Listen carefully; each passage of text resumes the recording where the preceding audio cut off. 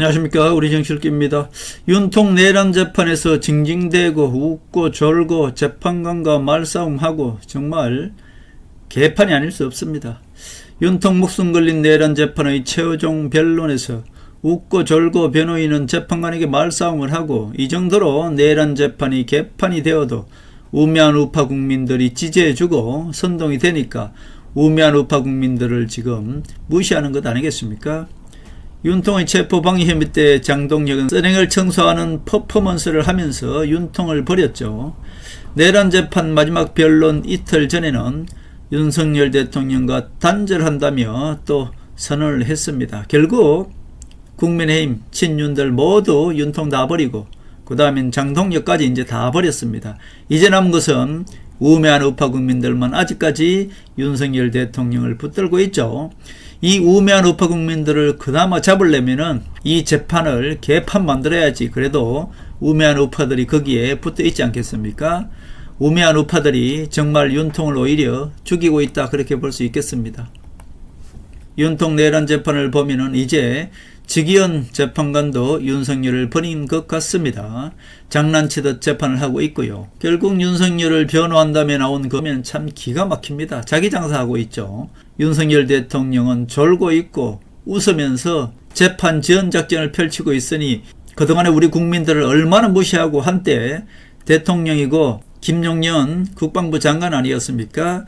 이런 사람들이 재판관에서 재판을 대하는 것을 보면은 그동안에 대한민국 국방과 대한민국 대통령이 저런 사람이었다는 게 정말 기가 막히지 않을 수가 없는 것입니다. 우파에 수치고 다시는 이런 우파에 그야말로 알코올 중독자 심신미약자가 태어나서는 안 되겠다, 그런 말씀을 드립니다. 목숨 걸린 내란 재판인데 장난치듯 재판관과 말싸움을 하고 졸고 웃으면서 시간 끌기 하고 그야말로 실망하기도 아깝다, 그렇게 볼 수 있겠네요. 친윤들은 이미 다 떠나고 장동혁도 이제 두 분을 통해서 윤석열을 버렸고요. 이제 남은 것은 우매한 우파들인데 이들을 잡아보겠다고 결국 재판관에서 개판을 치고 있는 것이 윤통의 변호인들이다, 그렇게 볼 수 있겠습니다. 이건 한마디로 우매한 우파 국민들을 무시하는 것이죠. 김무성, 졸, 이해훈, 김무성을 배신하고 박지원이 스카우트해서 결국 이재명 정부에 들어가니까 김무성 졸들이 지금 이해훈의 모든 정보를 제공해서 결국 청문회가 끝나고 나면은 이해훈은 결국 스스로 사퇴하게 될 것입니다. 그것도 이해훈 마음대로 하는 것이 아니고 박지원이가 사퇴하라고 하면은 하게 되겠죠. 여기서 보여준 건 무엇입니까? 지금 박지원과 김무성이 서로 자기의 어떤 세를 싸움을 하고 있다, 그렇게 볼 수 있겠네요. 김무성이는 어떻게 생각하겠습니까?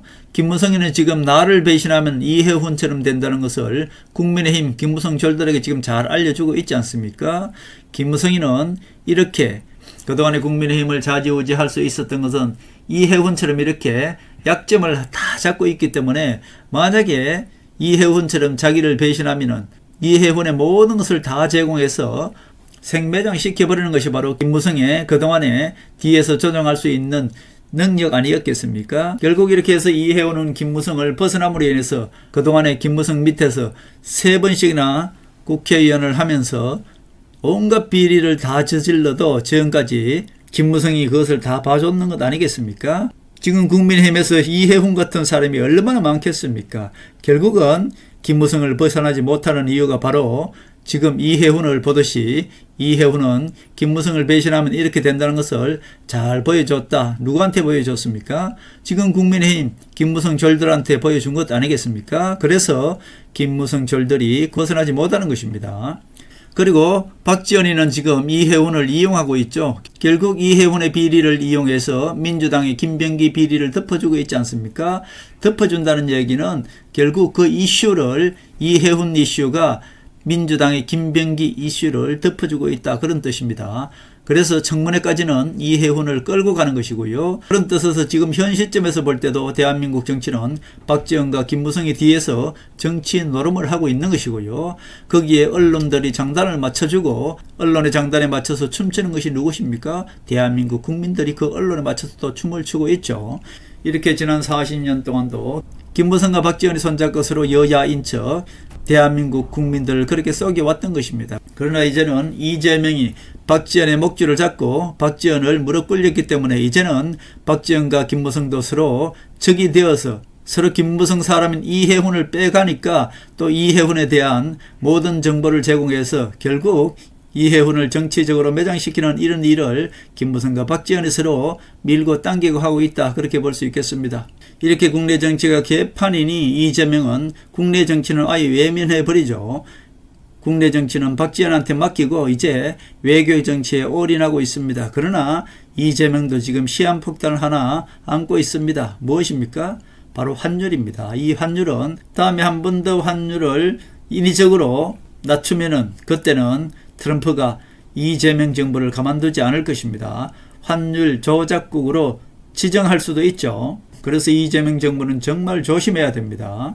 대한민국을 환율 조작국으로 지정하면은 결국 이재명 정부의 경제는 와르르 무너지고 마는 것입니다. 그렇기 때문에 이재명 정부도 지금 주식 시장은 4천, 5천 포인트를 가고 있으나 환율 때문에 결국은 대한민국 경제는 사르는 판을 겪고 있다. 그렇게 볼 수 있겠습니다. 국민의힘 장동혁은 오직 한동훈을 내쫓기 위해서 지금 혈안이 되어 있죠. 그러나 이것은 제가 계속 말씀드렸습니다. 이것은 장동혁 체제가 스스로 자폭하는 길이다. 그렇게 볼 수 있죠. 반드시 김무성 조월 장동혁이는 한동훈에 대한 징계를 내려야 됩니다. 그 내리는 과정에서 한동훈이가 크는 것이고요. 결국 그 과정에서 박근혜 대통령이 한동훈을 지지하는 그 타임이 온다고 말씀드렸습니다. 박근혜 대통령이 한동훈을 지지하는 그 순간이 바로 대한민국 우파가 한동훈을 대한민국 우파의 리더로 우뚝 세우는 그 시기가 될 것이다. 그렇게 볼 수 있겠습니다.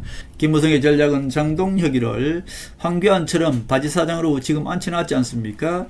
장동혁을 이용해서 불쏘시개로 삼아 이준석을 국민의힘 당대표 만드는 것이 김무성의 최종 목표다. 제가 그렇게 말씀드렸습니다. 김무성의 전략은 선택의 여지를 주지 않는 것이죠. 두 사람 중에 한 사람을 선택하게 하는 것입니다. 우리 국민들한테 선택의 여지를 주지 않고 딱 두 개만 주는 것입니다. 민주당이냐 아니면 국민의힘이냐, 이재명이냐 아니면 윤석열이냐. 경기지사 후보를 만약에 예를 들까요? 민주당의 경기지사 후보냐 아니면 국민의힘의 유승민 후보냐. 그러면 누구 찍겠습니까? 민주당보다는 우파를 찍을 거잖아요. 이렇게 해서 김무성 졸들을 그냥 키워나가는 것입니다. 그리고 국민의힘 당대표를 어때요? 이준석이냐 한동훈이냐 하면 어때요? 우매한 우파들은 한동훈을 배신자로 만들어놨기 때문에 이준석을 찍을 거 아닙니까? 이렇게 해서 우매한 우파들을 계속 속이는 것이 김무성의 전략입니다. 그러나 그렇게 되지 않습니다. 지금 큰 틀에서 정치는 민주당과 국민의힘의 싸움에서는 김무성과 박지원의 싸움으로 되고 있습니다만 국민의힘에서 당대표를 뽑고 국민의힘 싸움으로 들어오면 그때부터는 김무성과 박근혜 대통령의 싸움이 되는 것입니다. 그렇기 때문에 1차적으로 김무성이는 이준석을 국민의힘에 보내기 위해서 지금 한동훈을 동시에 띄우고 있는 것이고요. 이준석을 동시에 국민의힘에서 리더로 만들고 거기에서 반대 세력으로 장동혁을 김민수를 통해서 장동혁을 계속 반대 세력으로 키우고 있는 것입니다. 결국 김무성이는 장동혁도 김무성 세력, 이준석도 김무성 세력 아닙니까? 결국은 최종적으로 이준석과 장동혁이 한편이 되는 것이고 한동훈을 윤석열을 탄핵한 배신자로 몰아서 결국은 우매한 우파 국민들을 속여서 이준석을 당대표 만드는 것, 이것이 바로 김무성의 꼼수입니다. 그러나 박근혜 대통령이 있기 때문에 당대표 경선에 가면은 그때는 박근혜 대통령이 지지하는 한동훈과 김무성이 지지하는 이준석의 싸움이 될 수밖에 없는 것입니다. 그렇게 되면은 결국 한동훈이가 국민의힘 당대표가 되는 것이고 한동훈이가 대한민국을 이끌어갈 우파의 대통령으로 우뚝 서게 된다. 이것은 이미 정해진 수순인 것이고요. 김무성의 꼼수는 박근혜 대통령이 심판하게 되어 있다. 결국 김무성의 아바타 이준석이는 박근혜 대통령의 아바타인 한동훈이가 이준석을 제거함으로 인해서 결국 그 뒤에서 조정하고 있던 김무성도 박근혜 대통령이 심판하게 된다. 그런 뜻이 되겠습니다. 최종적으로는 박근혜 대통령과 김무성의 싸움이 될 것이고요. 우파의 대통령은 한동훈이 되어서 김무성 배신 세력들을 모조리 제거하게 되는 날이 머지않았다. 그렇게 볼 수 있겠습니다. 지금은 그 과정으로 가는 과정이기 때문에 지금은 김무성의 꼼수가 눈에 띄을 뿐이고요. 결국 김무성의 꼼수는 머지않아서 박근혜 대통령이 정치에 등장함으로 인해서 결국 박근혜 대통령이 한동훈을 통해서 현실적으로 보이는 김무성 배신 세력에 장악하고 있는 국민의힘의 김무성 졸들을 모조리 제거함으로 인해서 결국은 지난 40년의 이무기 정치도 종말을 구할 것이다. 저는 그렇게 보고 있습니다. 결국 지금 보는 정치는 그 과정으로 가는 과정입니다. 지금 정치는 전혀 연려할 필요가 없는 것이고요. 이제 2026년에는 박근혜 해가 뜨는 밝은 해, 그 해가 뜨는 가장 어두운 새벽일 뿐이다. 지금 새벽에는 김무성 절 장동혁이가 지금 무언가 할 듯하지만은 그러나 밝은 해가 뜨면은 결국은 한동훈이 우뚝 서는 2026년이 될 것이다. 저는 그렇게 보고 있습니다. 전혀 염려하지 마시고 한동훈을 믿고 박근혜 대통령을 믿으시면 되겠다. 그런 말씀을 드립니다.